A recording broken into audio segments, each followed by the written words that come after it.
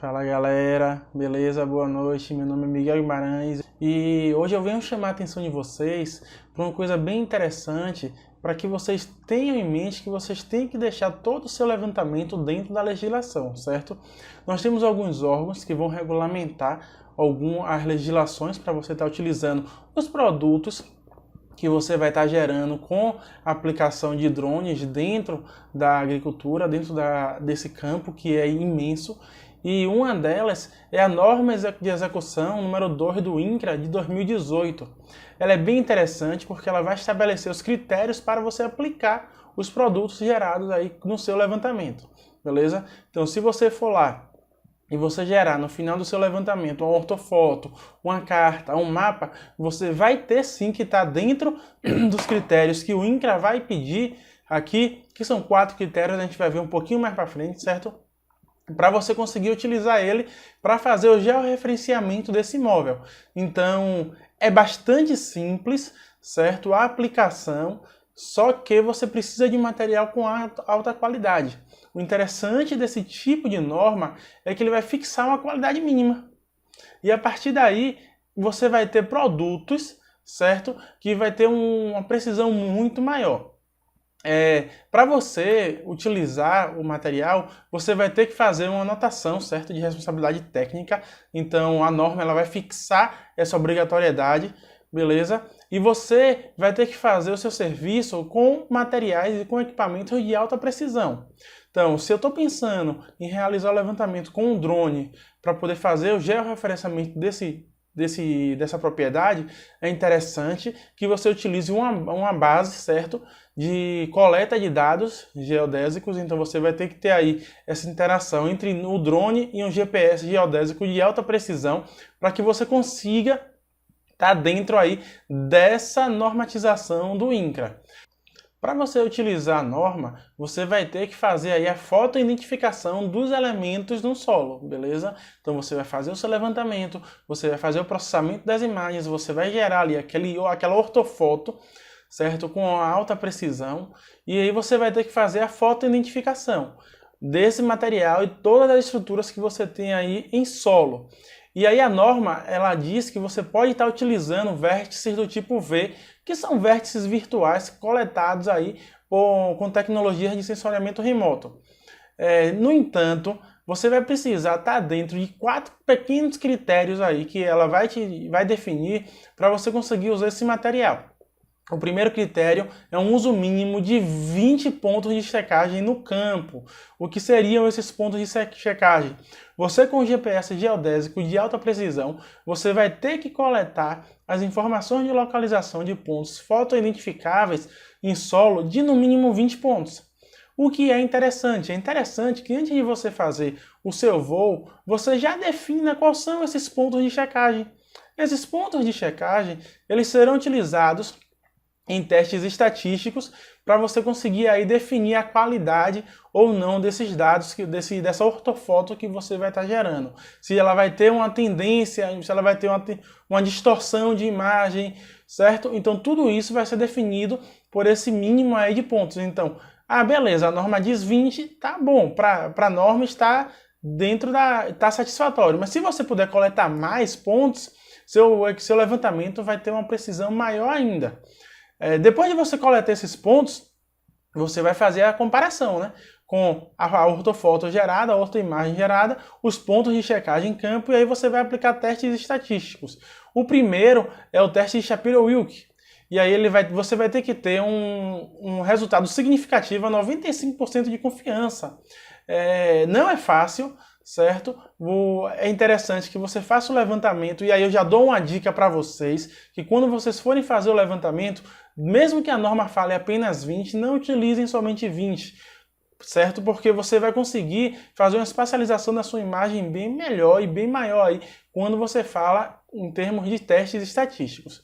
O segundo é um teste de tendência, ao nível de 90% de significância do T-Student, que ele vai comprovar que os seus dados não são tendenciosos. Como assim não são tendenciosos?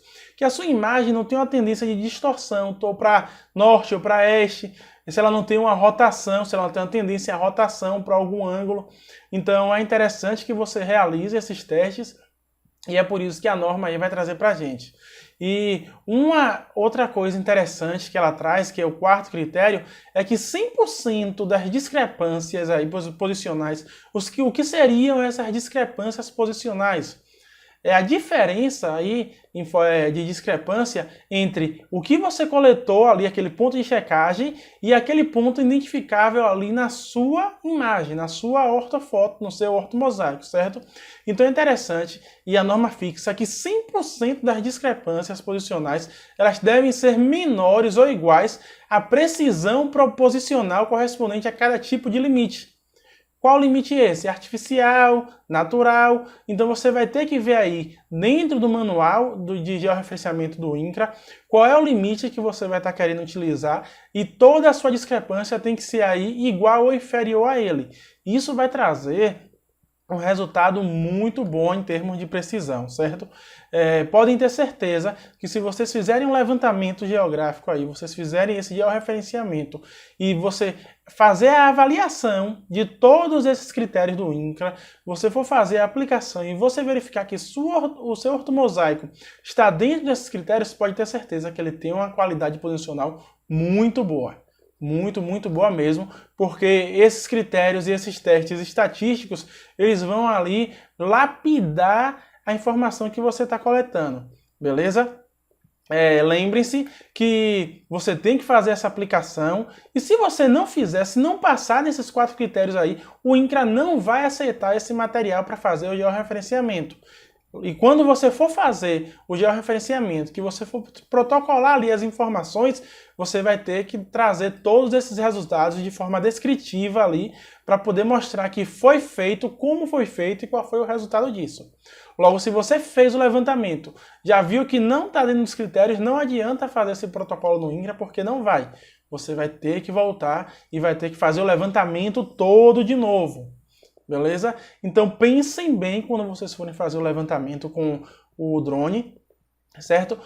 Se atentem ali ao planejamento de voo, à velocidade do voo, à altura, à altitude ali que você vai estar utilizando, beleza? Se for uma área que você quer uma maior precisão, você faça vários planos de voo, para você ter ali um nível de detalhamento muito grande. E outra coisa bastante interessante é que quando você for estar utilizando equipamento geodésico como base para fazer o referenciamento da sua imagem, ali os pontos de controle, né?